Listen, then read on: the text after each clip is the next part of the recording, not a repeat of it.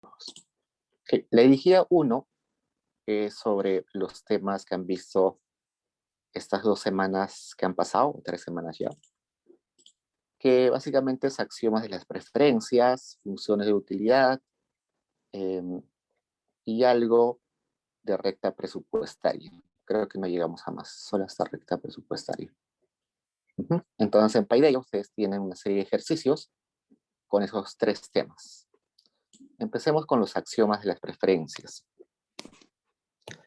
Resulta que para estudiar el comportamiento de los consumidores, para estudiar cómo toman decisiones los consumidores, hay varias teorías.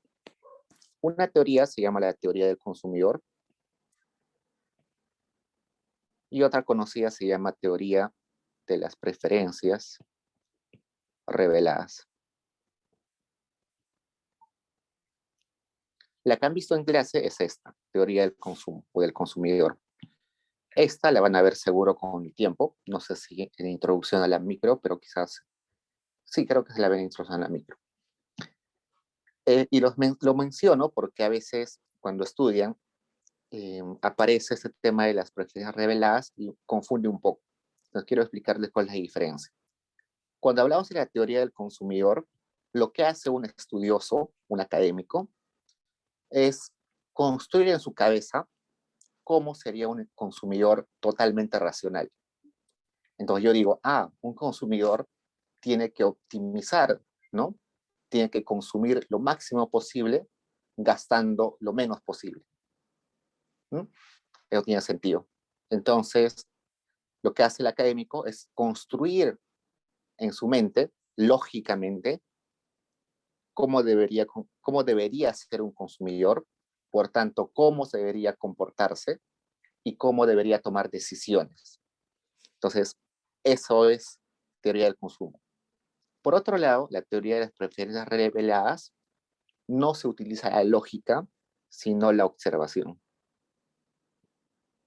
Entonces, ¿qué sucede en teorías de las preferencias reveladas? Yo observo a un consumidor en la vida real, no en mi cabeza, sino en la vida real, que toma decisiones en diferentes situaciones. Por ejemplo, cuando este consumidor tiene ingresos de 100 soles, veo qué cosa elige. Luego, le suben el sueldo a 200 soles y veo cómo consume. Luego, los precios de los bienes que consume se duplican. Veo cómo toma la elección, qué consume.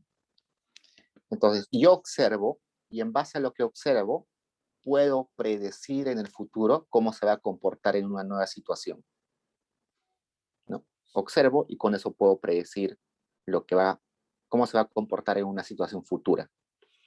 Y en la teoría del consumo, yo construyo un consumidor en mi cabecita y con eso puedo predecir cómo se va a comportar en el futuro. Entonces, son 2 formas de estudiar lo mismo. Al fin y al cabo, acá voy a predecir la elección de consumo y acá también voy a predecir la elección de consumo, que en realidad es lo mismo. Entonces, son simplemente 2 aproximaciones distintas a la elección del consumidor, solamente que estamos utilizando diferentes métodos. Por tanto, cualquier conclusión que saquemos de la teoría del consumidor también va a ser válida en la teoría de las preferencias reveladas y al revés. Pues ahora vamos a empezar con esto de la teoría del consumo. Y para construir a ese consumidor imaginario, tenemos que decir algunos supuestos, algunas reglas de comportamiento para ese consumidor. Y a esas reglas se le conoce como los axiomas de las preferencias. Vamos a poner axiomas de las preferencias. Como les dije hace un rato, la cantidad de axiomas depende del libro que utilicen, pero básicamente acá vamos a ver algunos. Veamos el 1, por ejemplo. A continuación se presentan 3 situaciones. Ustedes deben identificar qué axiomas de las preferencias no se cumplen para cada caso. Veamos, dice A. Después de la semana de exámenes parciales, un estudiante de economía busca recomendaciones de películas. Se sabe que los estudiantes prefieren películas de terror X en lugar de películas de ciencia ficción Y. Por otro lado, ella prefiere películas de suspenso en lugar de películas de terror. Y finalmente, los estudiantes siempre eligen películas de ciencia ficción por encima de películas de suspenso. Entonces tenemos tres tipos de películas. X, que es terror. Tenemos Y, que es ficción. Y tenemos Z, que es suspenso, ¿no? Entonces, son tres bienes y nos está diciendo que X, que es terror, da más utilidad que ciencia ficción. Por tanto, X es preferido o se prefiere X sobre Y. Z me dice que es suspenso, se prefiere sobre X. Y Y se prefiere sobre Z, ¿no?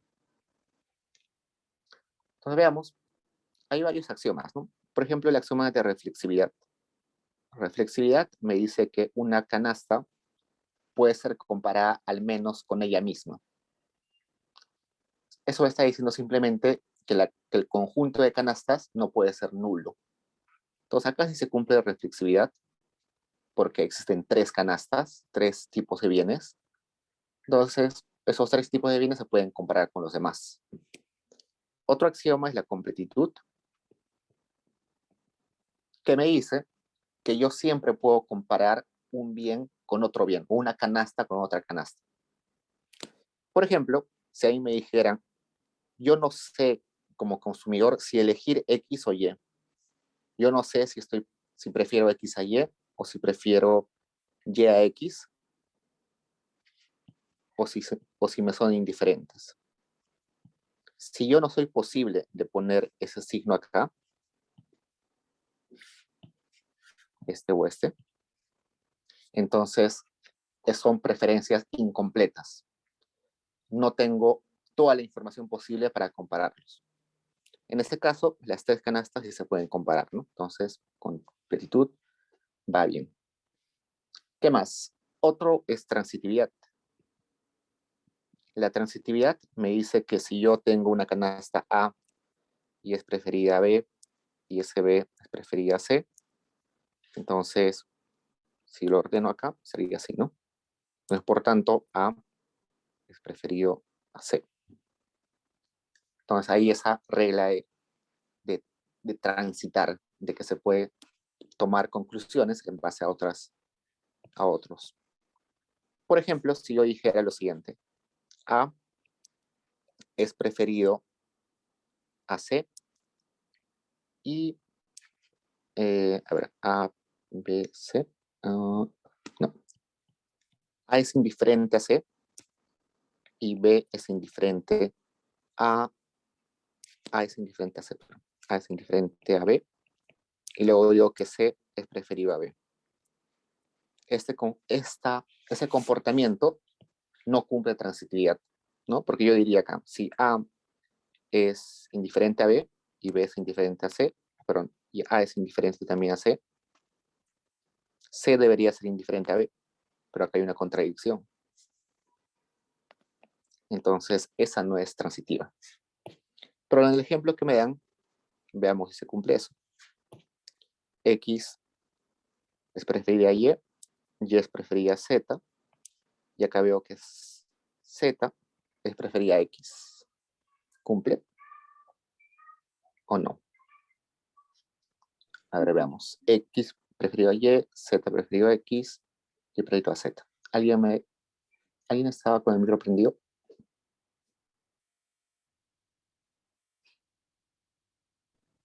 O sea, no porque te están diciendo que Z es preferible a X, pero está demostrado que X es preferible a Z. Exacto. Entonces acá hay esa contradicción, ¿no? Entonces acá debería ser X preferido a Z y acá dice lo contrario. Donde no se cumple, ¿no? No cumple transitividad. ¿Cómo se ve gráficamente transitividad? Cuando las curvas de indiferencia se cortan. O perdón, cuando no se cortan. Si se cortan, no cumple. Por ejemplo, yo pongo acá en este eje X1 y este eje X2 y mis curvas de indiferencia tienen esta forma. esa curva de indiferencia me está diciendo que si yo cojo una canasta en ese punto A, tiene que darme la misma utilidad que esa canasta en el punto B. En el punto A, yo tengo A unidades minúsculas de X1 y B unidades de X2, ¿no? Y en el punto B, yo tengo C unidades del bien X2 más D unidades del bien X1. Entonces son dos canastas distintas, con cantidades distintas de ambos bienes, pero ambas canastas me dan la misma utilidad. Entonces, si por ejemplo hay otra curva de indiferencia que corta esto, todas las canastas que están sobre esa línea o esa curva roja me deben dar también una misma utilidad. Entonces, si yo pongo acá, por ejemplo, canasta A, canasta B y canasta C. Como A y C están en la misma curva de indiferencia, porque están sobre la línea roja, entonces A me da la misma utilidad que C, A es indiferente a C. Como A y B están sobre la misma curva azul, eso me da información de que son indiferentes, me dan la misma utilidad, ¿no? Entonces de esto yo sacaría que A es indiferente perdón, C es diferente a D. C es indiferente a B, ¿no? Eso me dice acá. Pero si yo voy al gráfico, resulta que la canasta B y la canasta C tienen la misma cantidad de X2, supongamos A unidades. Pero C tiene mayor cantidad del bien X1 que la canasta B. Entonces, si a mí me ofrecen dos canastas, donde ambas canastas tienen la misma cantidad de un bien, pero una canasta tiene más unidades del otro bien, entonces yo debería preferir C a B, ¿no? O sea, acá hay una contradicción. Estos dos se contradicen, por tanto no se cumple transitividad. Cuando vean dos curvas de indiferencia que se cortan, no cumple transitividad. Otro supuesto, veamos, reflexividad, completitud, transitividad. Otro es no saturación. La no saturación, que también tiene otros nombres en algunos libros, seguro van a encontrar otros nombres, pero básicamente lo que dice es que los individuos siempre quieren más a menos. ¿Eso qué quiere decir? Que si tú le ofreces a una persona 1000 helados, lo va a preferir a consumir un solo helado, ¿no? Nunca te va a decir prefiero un helado a 1000 helados. Siempre prefiere más cantidad. Pero ese es un supuesto bien fuerte. Ustedes vayan simplemente a un ejemplo simple. Si es un día caluroso y tengo mucha sed, voy a la tienda y compro una gaseosa. La primera gaseosa que voy a tomar me va a dar mucha satisfacción, ¿no? La segunda gaseosa que voy a tomar me va a dar menos satisfacción. ¿Por qué? Porque ya sacié mi sed inicial. ¿Puedo comprar una gaseosa más? Sí. Una más, sí. Pero va a llegar un momento en el cual comprar y tomar gaseosas ya no me va a hacer bien, sino va a hacer un mal. Me va a dar indigestión, me va a dar diarrea, no sé. Entonces, en la gaseosa número 11, 12, de seguro ya voy a estar reventando y me va a estar doliendo el estómago. Entonces, un bien se convierte en un mal. Entonces, por eso es que no siempre uno prefiere más a menos, a veces al contrario. Pero para facilidad del curso y para facilidad de las operaciones matemáticas, vamos a considerar que las personas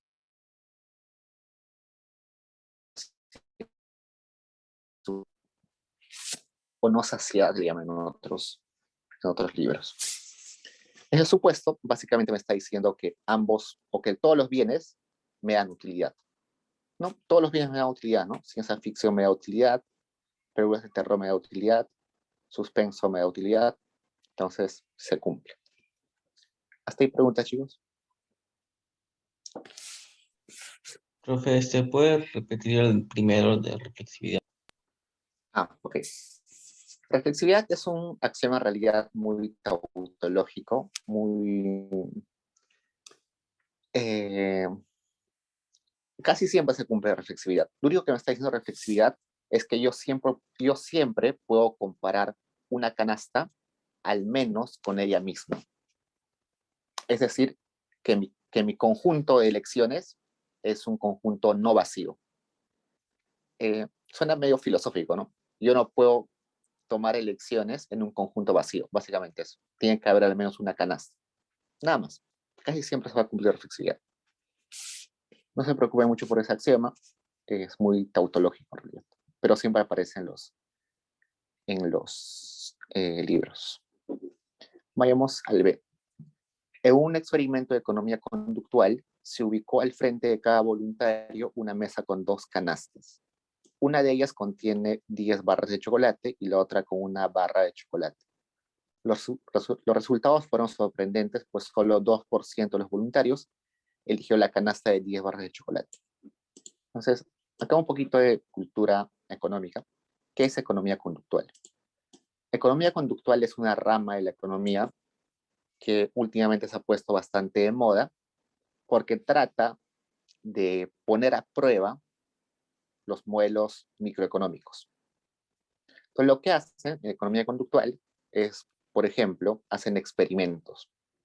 Juntan a un grupo de estudiantes en economía y a los estudiantes de economía le dicen, mira, te doy un problema, no sé, por ejemplo, este problema que es típico. Si quieres, te puedo, bueno, si eliges el color rojo, te quedas con 2 galletas. Si eliges el otro color azul, tú te quedas con una galleta y tu compañero se queda con una galleta, ¿no? De vuelta.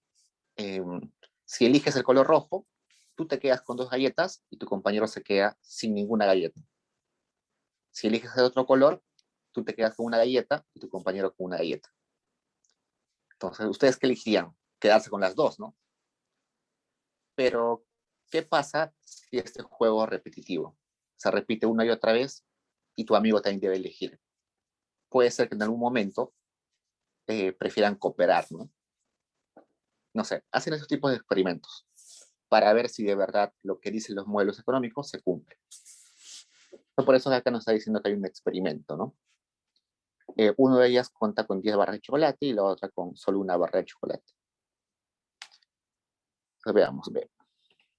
Hay 2 canastas, ¿no? La canasta... dime. En el axioma de no saturación, también puede ser el axioma de saturación, o sea, al revés, ¿no? Dime, no te entendí. O sea, en el axioma de no saturación que la gente prefiere más, o sea, también puede ser lo contrario, ¿no? En vez de no saturación, que sea la saturación.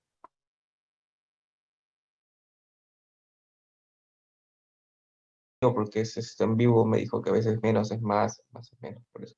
Sí. No, eso les digo porque en la vida real este supuesto no se cumple. Pero vamos a asumir que se cumple siempre en los problemas que vamos a hacer para que sea más fácil las matemáticas. Entonces, es un supuesto, por eso le digo fuerte. Es un supuesto bastante irreal, pero que debemos asumir si queremos simplificar el análisis. Solamente les quiero dar a entender de que esto de la teoría del consumidor es quizás como una caricatura del comportamiento de la gente. Ese modelo de preferencias trata de explicar el comportamiento, pero en su afán de simplificar la complejidad del ser humano, tiene que dejar de lado un montón de cosas. Si no, sería imposible, ¿no? Si yo quiero explicar exactamente cómo se comportan las personas, no sé, las personas no solamente toman elecciones racionales, las personas toman elecciones también por emociones, por solidaridad, no sé. Por ejemplo, la filantropía no se puede explicar desde la economía. ¿Por qué una persona quisiera regalar sus bienes? Es como, desde una perspectiva totalmente económica, no tiene sentido. Entonces, por eso es que les digo que estos supuestos son una simplificación, nada más. Ahora veamos, dice, una canasta lleva 10 barras de chocolate y la otra canasta solamente una barra. Y resulta que los que eligen 10 barras de chocolate es el 2% y los que eligen la canasta B son el 98%. Entonces, hay que buscar alguna explicación a esto. ¿Por qué la gente está eligiendo una canasta que tiene menos bienes? No sé. Esto evidentemente está no cumpliendo el axioma de no saturación, porque la gente está prefiriendo menos a más. Y podemos buscarle alguna explicación, ¿no? Quizás hemos encerrado a un montón de gente en un cuarto para que haga este experimento y la gente no entiende por qué le estás dando dos elecciones que parecen obvias. Entonces puede ser que desconfíen, pueden pensar que esas 10 barras están defectuosas, ¿no? O puede ser que esa barra que viene solita tiene algo defectuoso, ¿no? Entonces puede haber esa desconfianza. Por eso es que la gente prefiere menos a más. ¿No? Ustedes van a un supermercado y ven una lata de atún que cuesta 10 soles y una lata de atún que cuesta 1,50 sol. Tienen la misma cantidad de atún y ustedes dicen, según mi supuesto de no saturación, debería elegir el atún de 1,50, ¿no? Porque me está dando la misma cantidad de atún a un menor precio. Podría comprar muchas más latas de atún con 10 soles que me cuesta solamente una lata de atún. No, pero ustedes se ponen a pensar, ¿pero por qué es el precio así? Quizás esa lata de atún de 1,50 viene con pescado de menos calidad, quizás ya está a punto de vencerse, por eso lo están rematando, quizás es un bien importado y quizás no tiene de todos los certificados de calidad, ¿no? Entonces, ahí surge una desconfianza que al final afecta y no hace cumplir ese supuesto de no saturación. Ya, entonces eso sería la respuesta al B. No se cumple la no saturación o la no saciedad, que es lo mismo. Vamos al C. Una empresa de marketing realizó... Pregunta antes de que continúe. ¿Se puede decir también que hay saturación cuando las personas prefieren comprar un bien en menos cantidad que otra opción que le brinda más cantidad? Exacto. En el ejemplo que les he dado, si recalco de vuelta, yo podría tener un atún de 1 sol y otro de 10 soles, ¿no? Con este de 1 sol podría comprar 10 atunes.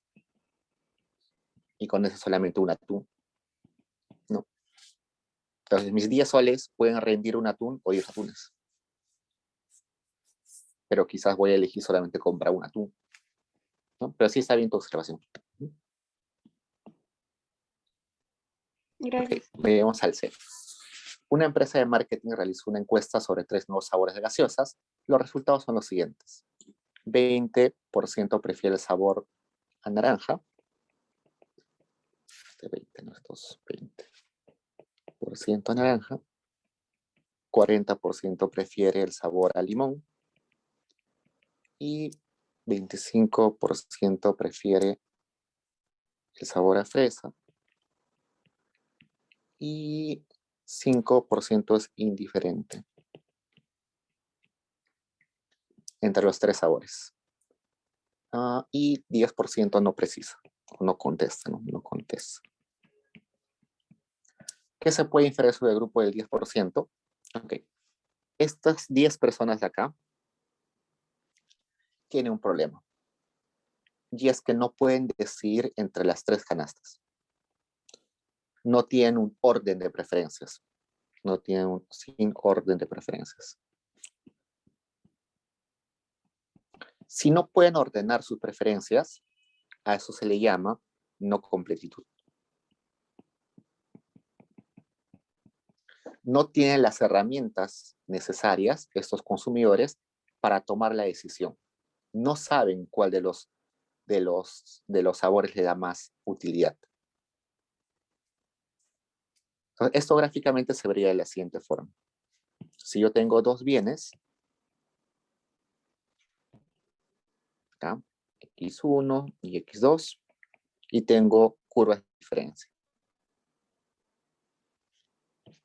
Si por alguna razón hay algún hueco por acá, eso es no completitud. ¿Por qué? También es no continuidad, que es otro supuesto que pueden encontrar los libros, pero también es no completitud. ¿Por qué? Porque yo puedo tener una canasta acá, A, y una canasta B acá.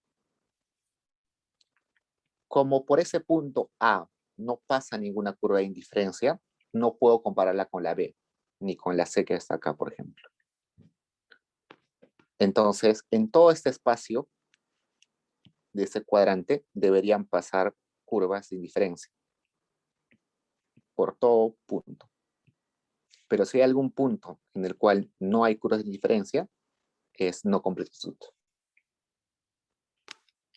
Entonces, esa persona es una persona no racional porque es incapaz de saber cuál de los bienes le da más utilidad. ¿Hasta ahí preguntas, chicos?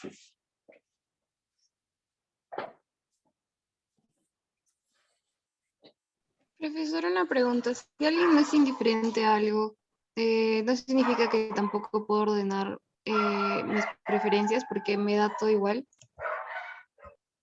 No, una cosa es que seas indiferente a las canastas. Esto es indiferente a B, indiferente a C. Esto sí es racional, porque sé que me dan la misma utilidad los 3. Los 3 me sacan una sonrisa, supongamos. Pero si yo no sé exactamente cuánta utilidad me va a dar cada bien, eso es no completitud, no ordenar preferencias.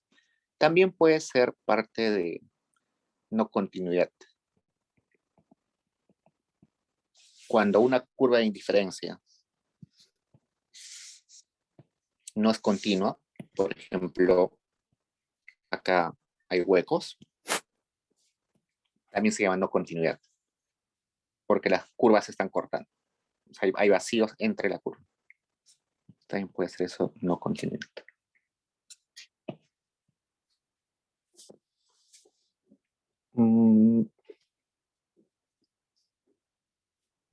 A ver.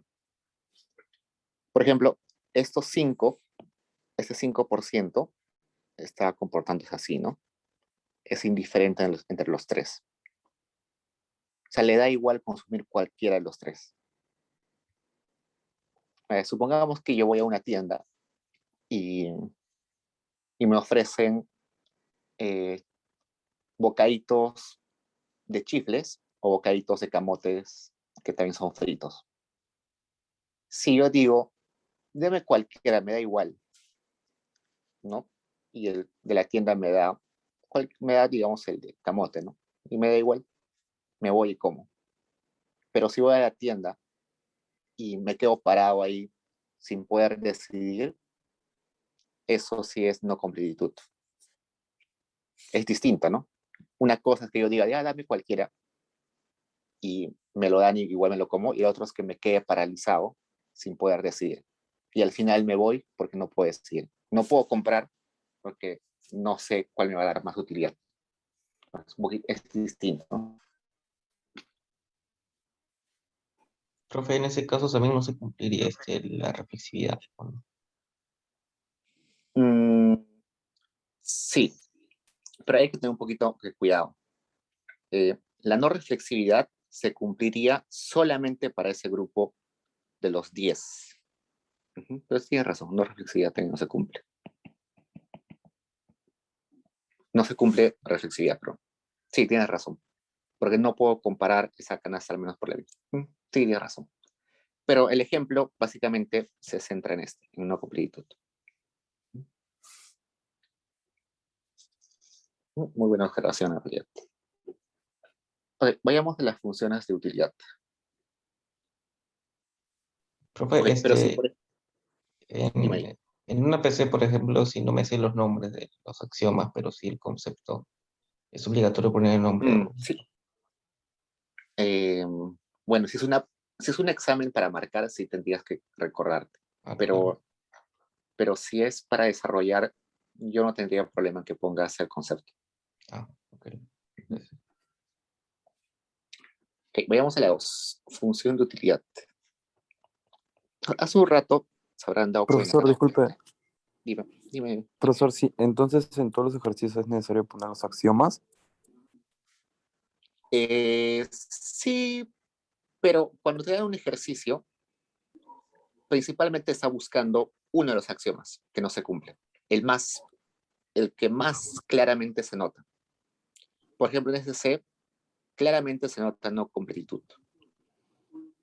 Y reflexividad, sí, pero es como menos claro, ¿no?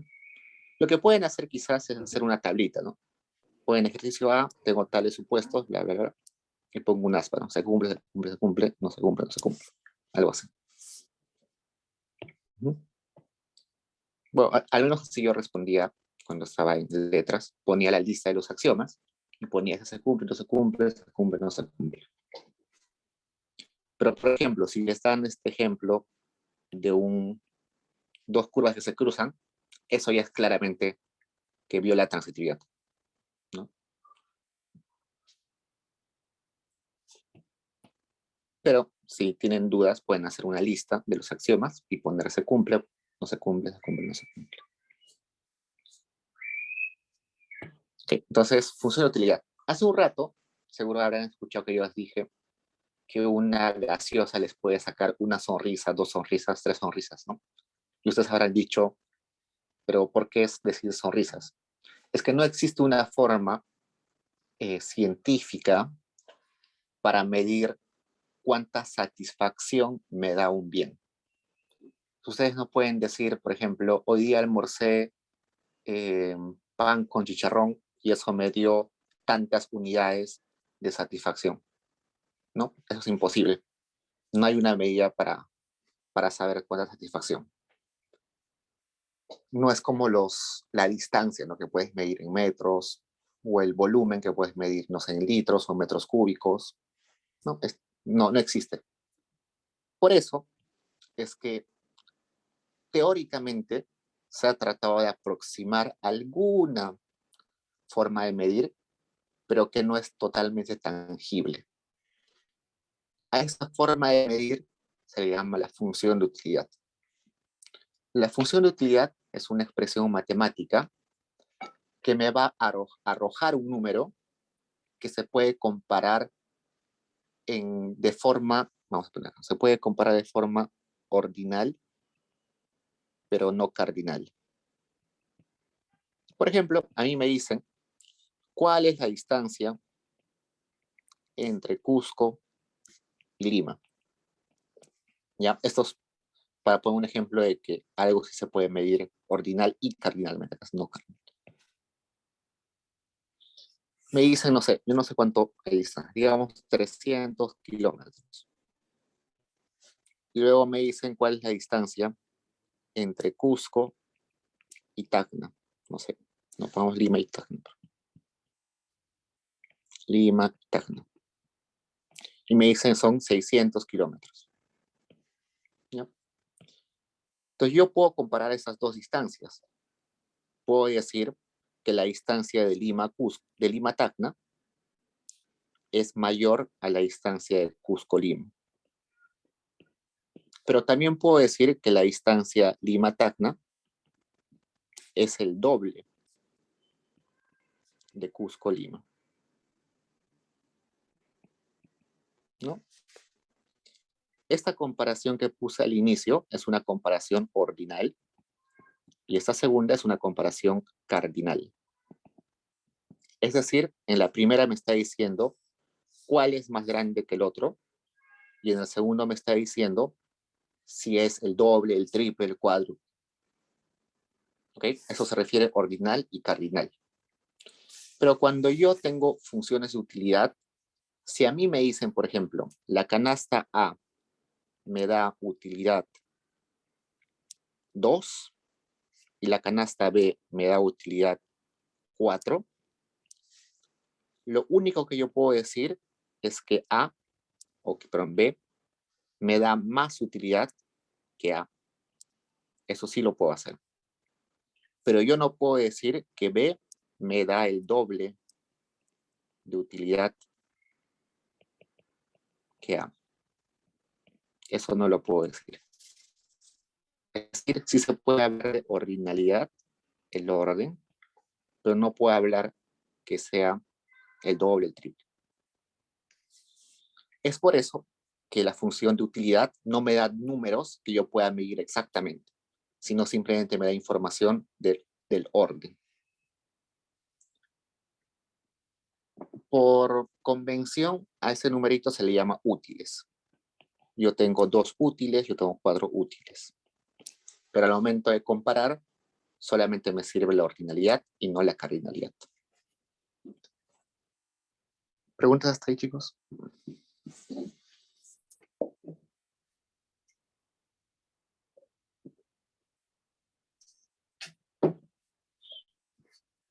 Okay. Leamos qué nos dice el ejercicio. Un individuo consume productos agrícolas, que es X1, y lácteos X2. Las preferencias de los agentes se representan bajo las siguientes curvas de indiferencia. Y me da ahí un dibujito y me dice, completa la relación de preferencias de la canasta A, B, C, D, E y F. Entonces me dan varios puntos, A, B, C, D, E. Y esos puntos me dicen que hay una relación marginal de sustitución A, una relación marginal de sustitución F y una RMSC. Entonces, RMC es relación marginal de sustitución. La relación marginal de sustitución en algunos libros va a aparecer como tasa marginal de sustitución. Es lo mismo, solamente en algunos libros cambia la notación. ¿Y qué es una tasa marginal de sustitución o una relación marginal de sustitución? Simplemente es cuánto debo renunciar de un bien o cuánto debo renunciar, cuánto debo compensar a un consumidor por renunciar a una unidad de un bien. Entonces veamos acá cómo sería. Si aquí tengo X1, acá tengo X2. Supongamos que esta es mi curva de indiferencia. Entonces, yo estoy parado en el punto A y me dicen, tienes que renunciar a una unidad del bien X1. Entonces, me desplazan hacia la izquierda. Pero como me están quitando una unidad del bien X1, yo voy a exigir que me compensen con esa flechita del bien X2 para que no modifique mi utilidad, ¿no? Veamos acá si yo estoy en el punto B. Si en el punto B me dicen, vas a renunciar a una unidad de X1 y te vamos a compensar con esa cantidad de X2 para que no modifiques tu utilidad, para que seas igual de feliz que al inicio, ¿no? Esa relación es la relación marginal de sustitución. Entonces, si acá me dicen, te estamos quitando -1, pero te estamos dando 3, mi relación marginal de sustitución en este punto, relación marginal de sustitución, debería ser 3 entre -1. Entonces sería -3. Si en ese punto me dicen que me dicen que debo de renunciar a 0.5, pero me dice que para renunciar a una unidad de X1 me van a compensar con 0.5, Entonces, acá la tasa marginal de sustitución es menos 0.5. Y acá, digamos, un punto C, me dicen que me van a quitar una unidad de x1, pero para compensar me va a dar una unidad de x2. A eso se refiere la relación marginal de sustitución. Gráficamente, la relación marginal de sustitución es simplemente la pendiente. La pendiente acá debe ser menos 1. La pendiente en B debe ser menos 3. La pendiente en A debe ser menos 0.5. Y ustedes se dan cuenta que esa relación marginal de sustitución cada vez va creciendo en valor absoluto hacia allá, ¿no? Primero empieza menos 0.5, luego en valor absoluto, que es aumenta a 1, luego aumenta a 3. Interesante, ¿no? Cada vez va creciendo. ¿Y eso por qué es? Eso es porque en el punto A yo tenía un montón de x1 y en el punto B tengo muy poco de x1.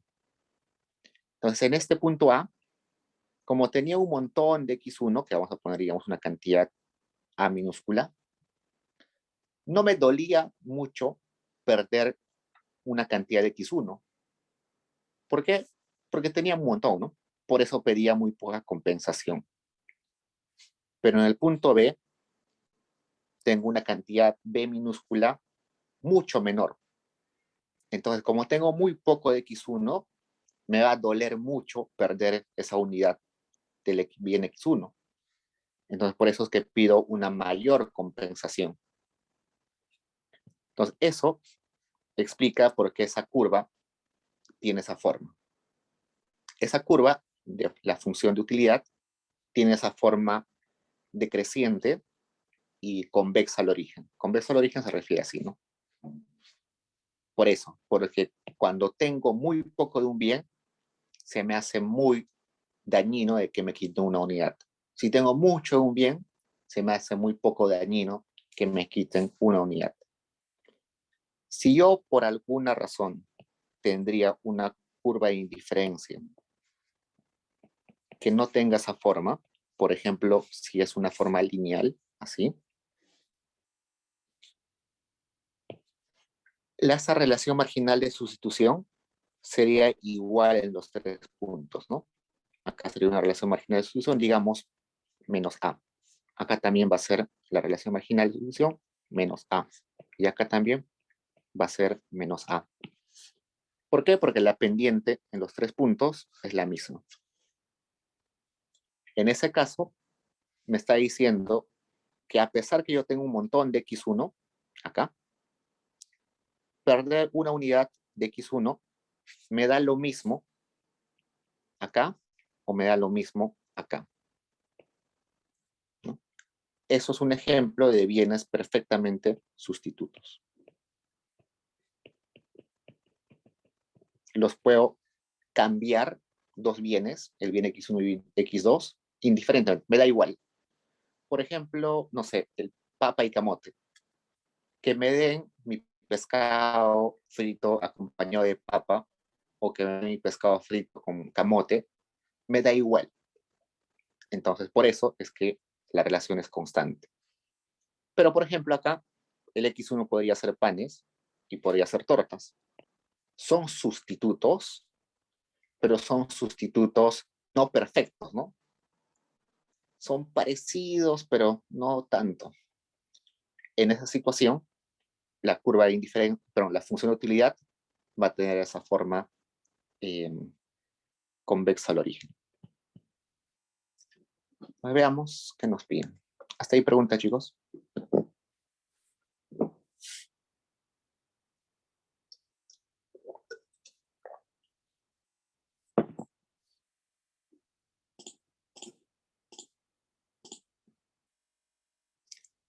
No. Ok, entonces sigamos.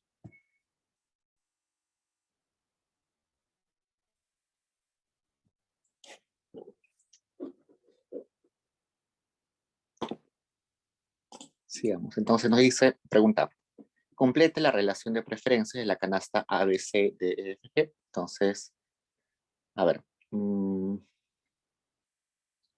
¿qué puedo decir ahí? Me está diciendo, a ver, déjeme abrir la dirigida, no la tengo acá. Dirigida número 2. Introducción, espera un momento.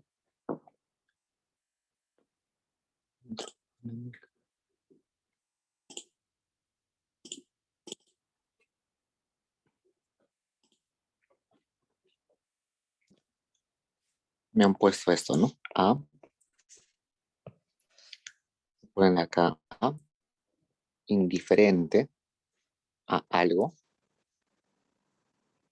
Acá. Y C. Ahí ponen E.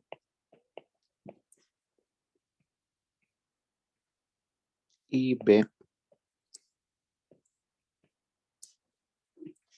Ya, voy a completar con rojo.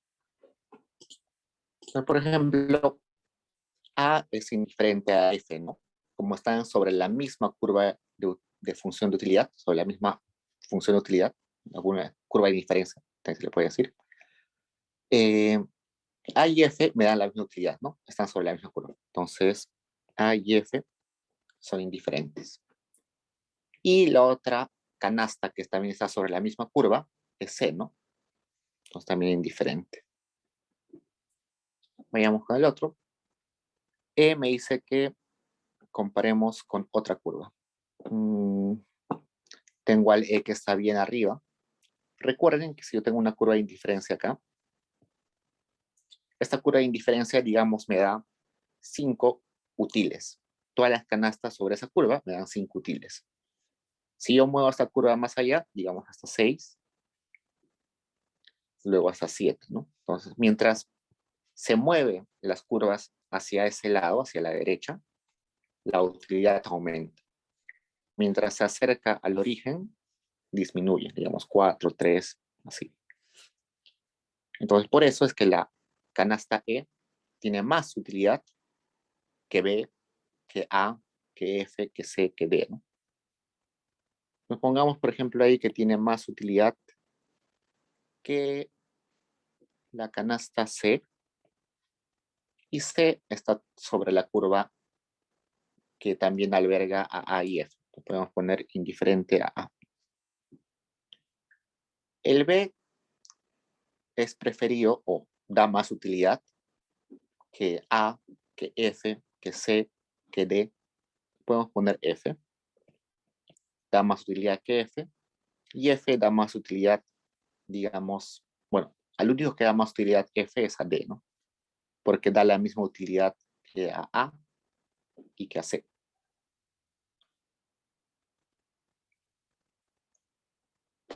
Okay. Entonces, esa es una posible solución. Hay otras que pueden ver por ahí también. Luego me dice, proponga una relación de preferencias que describa el axioma de transitividad. Entonces, por ejemplo, yo puedo decir, no sé, se me ocurre decir que E da más utilidad que D, y, no, o E da más utilidad que B, y B da más utilidad que D. Por lo tanto, E me tiene que dar más utilidad que D. Se cumple, ¿no? Porque E está en una curva de indiferencia más a la derecha que D. Entonces, eso sí se cumple. Vayamos luego. Me dice, interprete las relaciones marginales de sustitución en las canastas A, F y C, que se puede inferir respecto a los valores que toman las relaciones marginales de sustitución. ¿Cómo se llama esta propiedad de la relación marginal de sustitución? Esto ya lo vimos hace un rato. ¿Qué significa que sea menos 3? ¿Qué significa que sea menos 1? ¿Qué significa que sea 0.5? Lo hemos explicado en esa parte. Podemos repetir este menos 0.5. Me dice que yo renuncio a una unidad de x1 y para que no altere mi bienestar, mi utilidad, me tiene que compensar con media unidad del bien X2.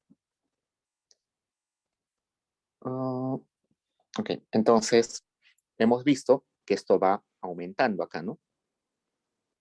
O que es lo mismo que decir que está disminuyendo acá. Entonces podemos decir lo siguiente. Cuando X1 aumenta, sucede que el valor absoluto de la relación marginal de sustitución cae, ¿no? Mientras X1 aumenta, la relación marginal de sustitución va cayendo en valor absoluto. Y a eso se le llama como la propiedad de la relación marginal decreciente. Relación marginal de sustitución decreciente. Y se explica por lo que les dije, ¿no? Mientras más tengo de un bien, menos me duele que me quiten una unidad de ese bien. Eso siempre debe recordar. Por eso es que las curvas de indiferencia bien comportadas tienen esa forma decreciente y convexa de origen. ¿Pregunta, chicos?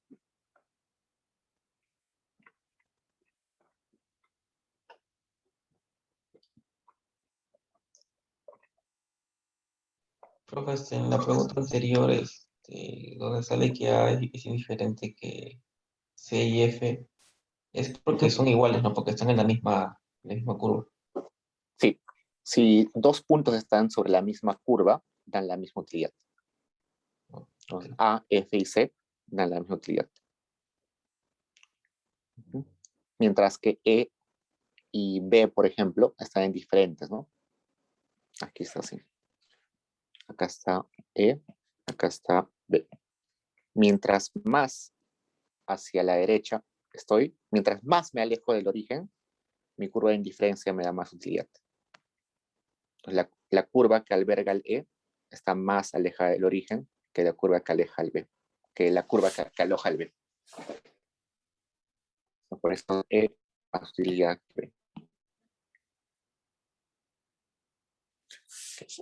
La parte B queda por ustedes, igual en el solucionario va a estar. Vamos a pasar a la parte 2, que es, perdón, al otro tema, que es el tema de recta presupuestaria. Acá, recta presupuestaria.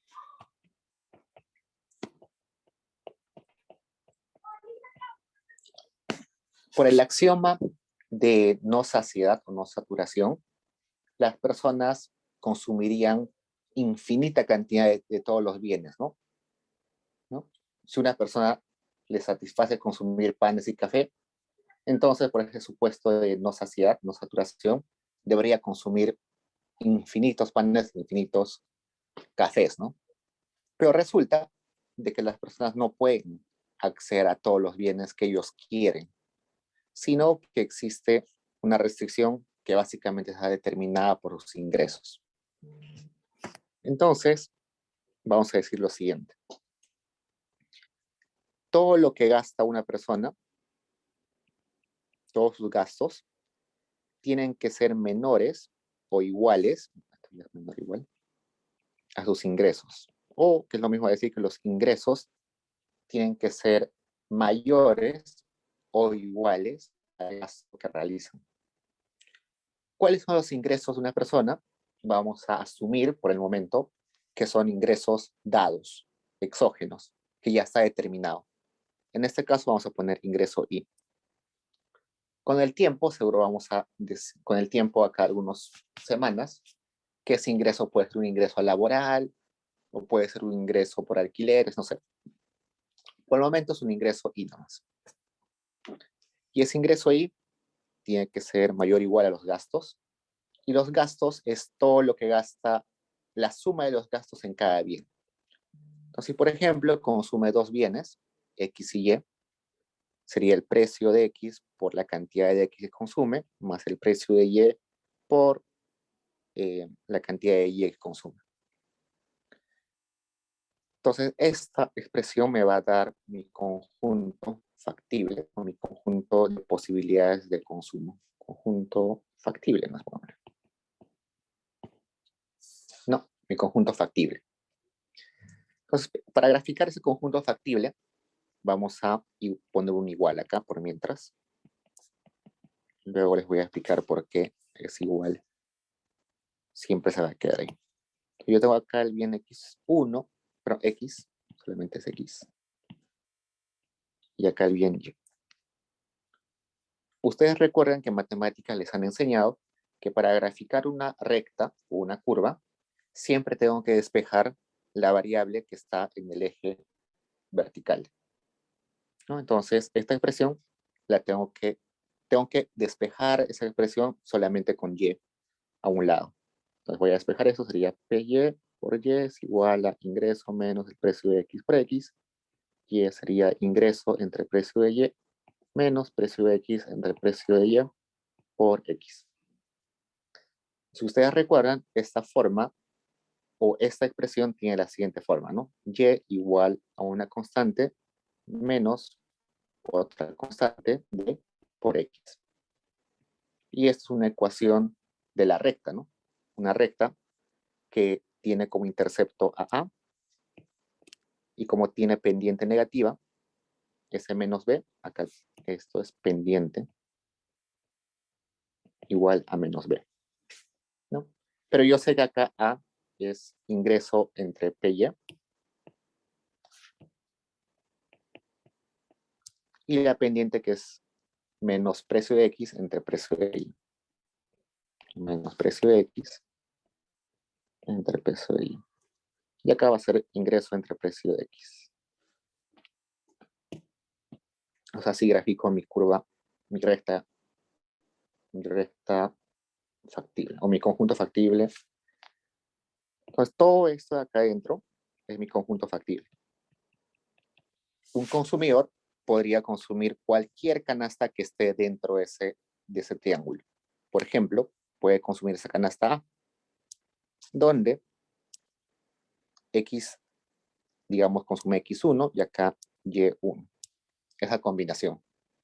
Pero también podría consumir una canasta que está acá, en la frontera, que es X2 con Y2. Una canasta B. Por el supuesto de no saturación, nuestro consumidor nunca va a consumir A. ¿Por qué?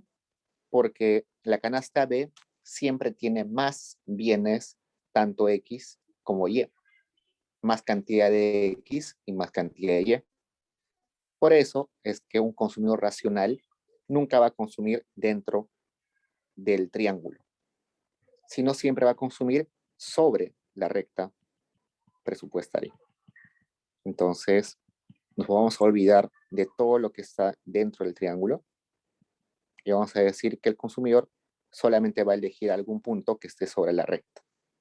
Por eso utilizamos esta restricción y no esta de acá arriba. ¿Por qué? Porque acá estamos aplicando el supuesto de no saturación. Y tiene sentido, ¿no? Un consumidor que estamos viendo ahora es un consumidor que vive un solo periodo. No estamos diciendo acá que el consumidor puede ahorrar o puede prestarse. No, eso no existe en ese modelo. Un consumidor simplemente consume una vez y desaparece. Entonces no tiene sentido de que un consumidor no gaste todos sus ingresos. Si gasta todos sus ingresos, no le sirve de nada el ahorro. Entonces tiene que consumir todo su ingreso. Entonces, esa sería nuestra recta presupuestaria. ¿Preguntas, chicos? Profe, eso también se puede interpretar como la frontera de oportunidades. También, la frontera de oportunidades de consumo. Ah. Usualmente no le llaman así porque se va a confundir con la frontera de posibilidades de producción. Suena parecido, por eso no se utiliza. Pero sí, lo puedes llamar de esa forma. En algunos libros aparece. Pero sí, puede ser la frontera de posibilidades de consumo. A lo largo de la siguiente dirigida, les ponen algunos ejercicios de qué sucede con esta recta cuando cambian ciertos elementos como los precios o los ingresos, ¿no? Entonces, yo les puedo dar algunos ejemplos generales y con eso tranquilamente ustedes pueden solucionar lo que les piden ahí. Por ejemplo, ¿qué pasa? Pongamos este ejemplo, que los ingresos aumenten. Los ingresos aumenten. Supongo que aumenten el 10%, ¿ya? El 10%. Entonces, yo inicialmente tenía un ingreso que era I, ahora voy a tener un ingreso prima, que va a ser el ingreso inicial más el 10%, que sería 0.1 o 0.10 del ingreso. Entonces, mi ingreso prima es 1.1 ingreso inicial, ¿no? Entonces, recuerdo cómo estaba mi ecuación, era Y igual a ingreso entre precio de Y menos precio X entre precio de Y por X. Entonces simplemente reemplazo este Y, bueno, puedo poder escribir, ¿no? Y es igual, ¿qué cambió? Solamente el ingreso. Sería 1.1 ingreso entre precio de Y menos precio de X entre precio de Y por X. ¿Qué cambió acá? Cambió el intercepto, pero no cambió la pendiente, ¿no? Entonces, cuán echada o cuán parada esté la curva no cambió porque este intercepto no cambió. Lo único que cambió es la pendiente. Entonces, solamente el intercepto. Entonces, si el intercepto antes era I entre precio de Y, ahora está un poquito más arriba, ¿no? 1.1 ingreso entre precio de Y. Y como la pendiente no cambió, es simplemente la recta paralela a esta.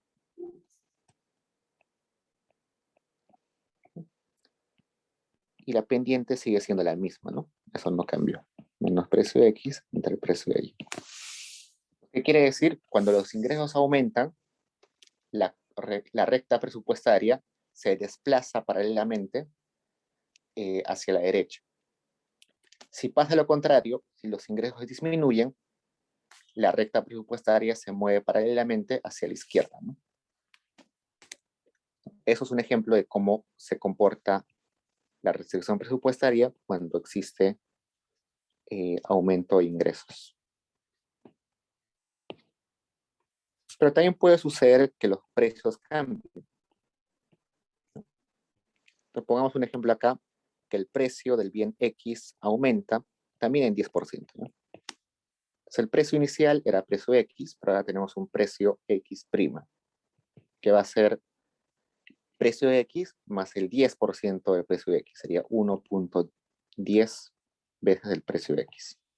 Recuerdo mi restricción, que era esta, ingreso entre el precio de Y menos precio de X entre el precio de Y por X. Ahora con los nuevos datos tendría Y es igual a ingreso entre el precio de Y menos 1.10 precio de X entre el precio de Y por X. Veo, ¿el intercepto cambió? No, entonces mi punto de inicio sigue siendo este. No se movió ese punto. Pero eso sí cambió, ¿no? La pendiente sí cambió. Entonces, antes la pendiente era precio de X entre precio de Y, ahora es 1.10 precio de X por precio de Y. Eso quiere decir que aumentó la pendiente, ¿no? Se volvió más grande en valor absoluto. Mientras más grande en valor absoluto es la pendiente, es sinónimo de que la curva o que la recta está más empinada, más parada. Entonces, en este caso, va a ser así. Esta recta verde está más empinada, más parada que la recta roja. Entonces acá sería ingreso entre precio de X', que es 1.10 del precio. Esta pendiente sería la nueva, que es menos 1.10 precio de X entre el precio de Y. Y tiene sentido, ¿no? Si el precio de X ha aumentado, ahora puedo consumir menos bienes, ¿no? Del bien X. Por eso es que acá se ha desplazado hacia la izquierda. ¿Preguntas hasta ahí, chicos?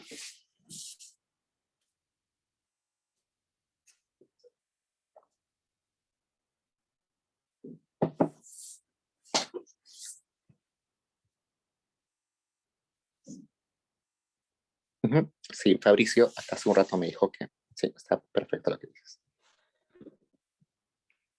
Ahora vayamos al otro caso, donde es el precio del bien Y el que varía.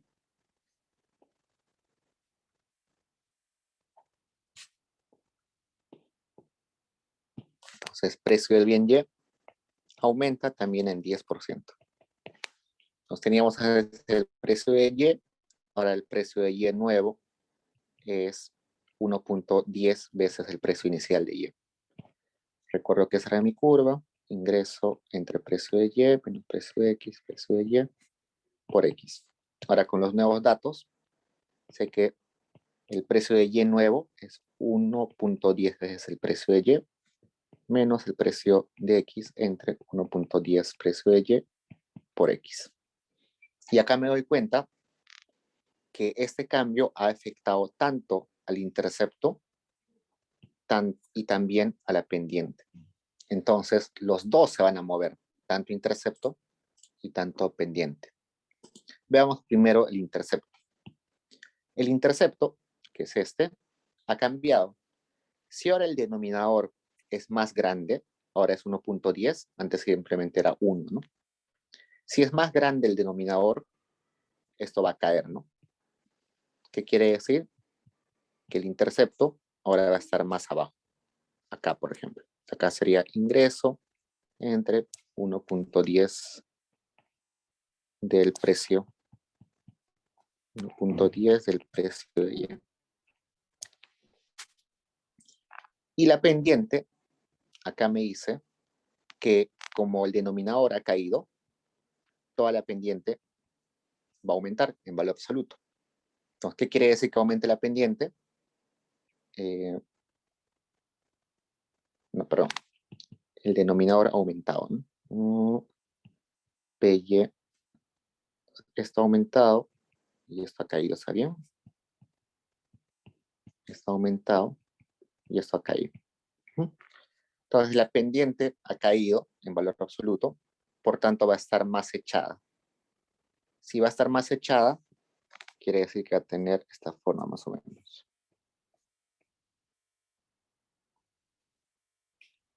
Y si yo hago un reemplazo, resulta que el punto de corte va a estar acá. Pero acá va a ser pendiente menos precio de X entre 1.10 precio de Y. Y tiene sentido, ¿no? Si aumentó el precio de Y, ahora puedo consumir menos cantidad de Y. Se hace más costoso. Entonces, esas son los tres posibles cambios, pero a veces nos han combinado. Por ejemplo, me pueden decir, ¿qué sucede si el ingreso aumenta en 10% y el precio de X disminuye en 5% y el precio de Y aumenta en 20%, no sé. Muchos cambios, ¿no? Entonces, ¿qué hago? No me desespero y simplemente con tranquilidad veo qué sucede. Veamos qué sucede.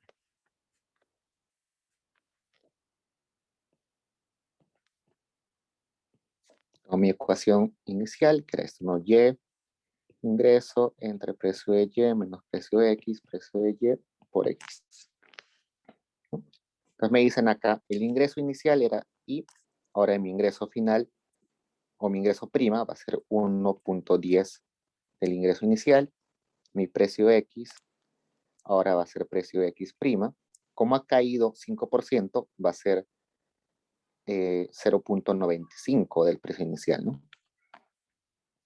Mi precio de Y, ahora mi precio de Y prima va a ser 1.20 precio de Y. Y reemplazo. Acá tendría Y.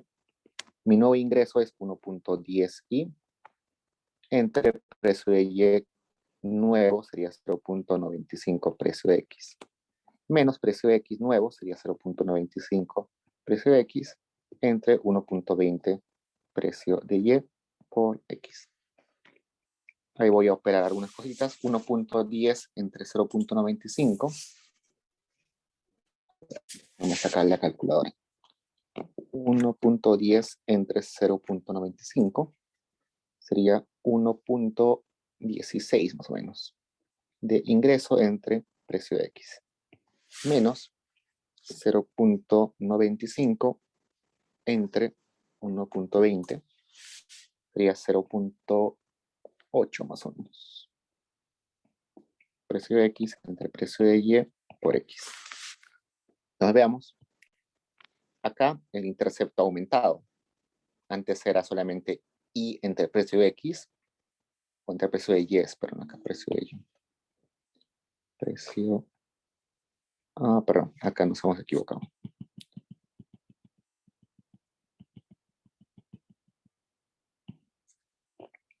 Acá es 1.20, ¿no? 1.20 del precio de Y. Vamos a operar. Sería 1.10 entre 1.20, que es 0.92 más o menos. 0.95 entre 1.20, que es 0.8 más o menos.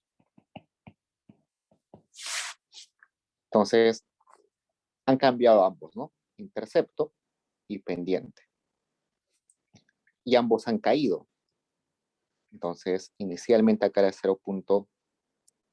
Inicialmente era Y entre precio de Y, ahora va a ser 0.92 de Y entre precio de Y. Y la pendiente de ahora también es menor. ¿Qué significa que la pendiente sea menor? Que sea más echada, ¿no? Más echada quiere decir que va a estar así más o menos. Y acá en el intercepto va a estar ingreso entre precio de X nuevo, que sería 0.95. Entonces esto sería así.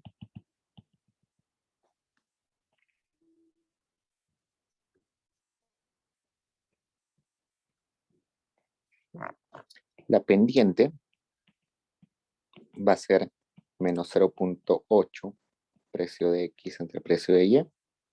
Y este punto donde corta al eje X sería ingreso entre el precio de X nuevo, que es 0.95 precio de X. Y así un ejercicio que parecía muy difícil, que había 3 cambios simultáneos, se hace más sencillo, ¿no? Simplemente con un poco de tranquilidad. ¿Preguntas hasta ahí, chicos?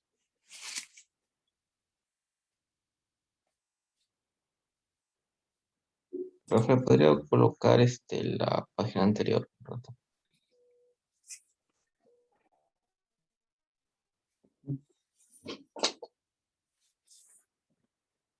Ahí Entonces, al en los aumentar ejercicios, si ahí aumentar el precio de Y, no ¿Mm? debería estar la pendiente para la derecha, más intersectarlo.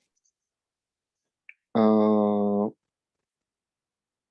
mm, Porque, o sea, si aumenta. aumenta el precio de Y en el denominador, el número se va a Ajá. hacer más chiquito y es un número negativo. Por eso, ¿no? A ver, dame un minuto. Ya, me dices acá, en Ah, la en el otro, cantidad, en la pendiente. Ahí. acá, en B. Ajá. Ajá. Ya, veamos. A ver. Si aumenta el denominador, resulta que todo esto cae, ¿no? Entonces, si antes era, supongamos, menos 5, ahora va a ser menos 4, ¿no? Entonces, cuando yo tengo una curva así, mientras más echada se hace, cada vez se vuelve más cercana a 0. ¿no? Y cada vez que se hace más parada, se vuelve -6, -7, -8, -9. Cada vez se vuelve más cercano a menos infinito. Entonces, resulta que si eso ha caído, es porque se ha vuelto -4, ¿no? Entonces ha vuelto más echada, ¿no? Recuerden que una recta así tiene pendiente 0. Una recta así tiene pendiente infinito o menos infinito, que para la pendiente es lo mismo, da lo mismo. Entonces, si ha caído, es porque se ha vuelto más echada. Está bien. Se ha vuelto más echada.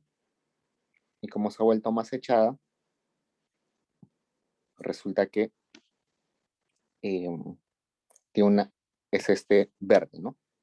Si yo quiero saber en qué punto ha cortado en el X, simplemente agarro esto y lo reemplazo con los datos nuevos, ¿no? Los datos nuevos son ingreso no ha cambiado y precio de X no ha cambiado. Entonces se mantiene en este punto. A diferencia de ese ejercicio, que si agarro este intercepto, el ingreso se ha variado. Ahora sería 1.10 el ingreso y el precio era 0.95 del precio X. Y si yo hago esta división, me va a salir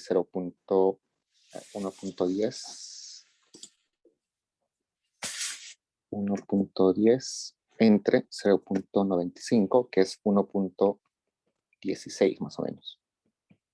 Quiere decir que el punto que corta en el eje X es mayor al punto de corte inicial.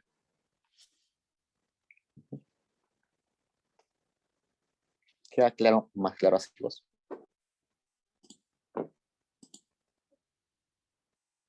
Sí, profe. Ya, genial. Igual saben que me pueden escribir si queda alguna duda.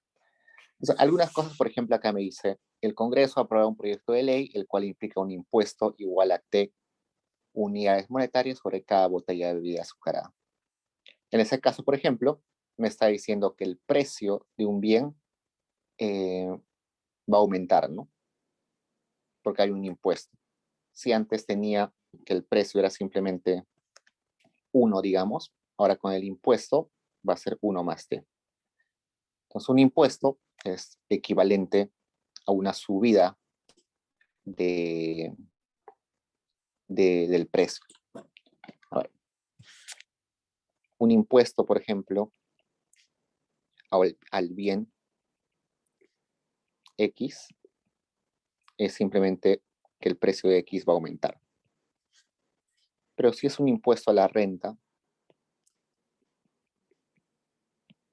quiere decir que los ingresos van a disminuir.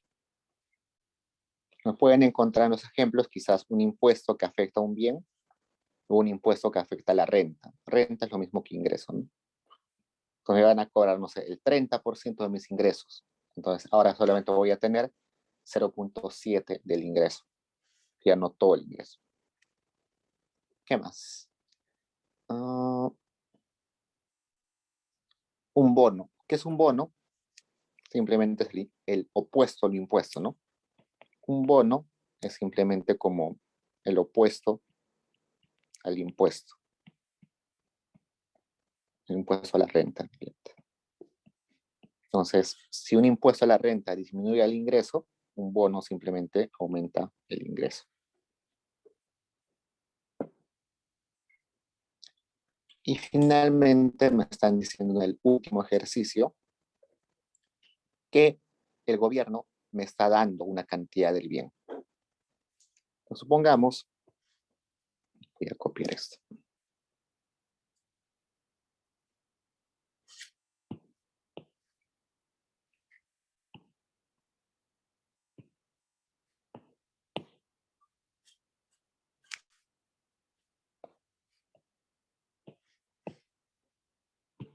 Supongamos que me está diciendo que el gobierno me regala, el gobierno me da 2 unidades del bien X, gratis, a costo 0. Entonces, lo que yo tengo que hacer es lo siguiente. Acá pongo X, 2 unidades. Acá planteo eso. Y voy a hacer lo siguiente. Voy a agarrar este punto y lo voy a llevar acá. Y desde acá voy a dibujar mi recta presupuestaria, que es paralela a esta recta. ¿Qué he hecho ahí? Simplemente que mi recta presupuestaria se ha movido a la derecha paralelamente, pero esa parte sigue siendo constante. Entonces, mi recta presupuestaria ya no es una recta, sino es una recta partida en dos. Todo ese azul sería mi recta presupuestaria. Entonces, ¿qué es lo que me está diciendo esto? Que independientemente de cuánto ingreso tenga, siempre voy a consumir 2 unidades del bien X. Si yo tuviera acá la curva completa y dibujar así, acá me estaría diciendo que podría consumir esta cantidad de Y, pero es imposible. Eso sería posible si yo podría agarrar ese bien X, venderlo y comprar un bien Y en su lugar. Eso es interesante, ¿no? Yo puedo agarrar el bien que me regala el gobierno y lo vendo y con eso puedo comprar el otro bien Y. En ese caso, sí, mi recta presupuestaria simplemente se movería a la derecha y sería todo este verde que estoy marcando. Pero asumiendo de que lo que me regala el gobierno no lo puedo vender, si no tengo que consumirlo tal como me lo regala, tiene esta forma. Primero es constante y luego es la recta, pero movida hacia la derecha. Entonces hagan cuidado a eso. Si me dicen que el bien lo puedo consumir y no lo puedo vender, es distinto a que sí lo pueda vender. ¿Preguntas, chicos?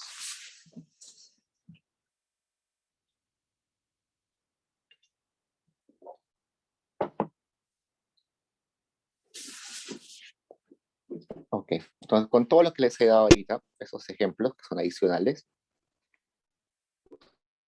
resolver el A, el B y el C y el D se les va a hacer recontra sencillo. Lo que les recomiendo es que lo intenten. Evidentemente puede ser que se puedan trabar en alguno, pero inténtenlo. Si no lo logran hacer en 2-3 días, el solucionario va a estar disponible y pueden chequear. El solucionario va a estar detallado en realidad.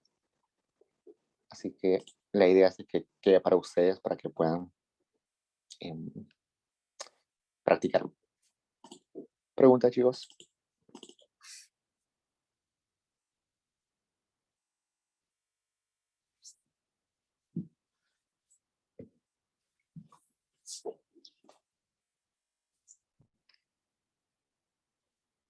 Ok, entonces nos vemos en la siguiente clase. Cualquier cosa en escribir o podemos acordar. Cuídense, chicos.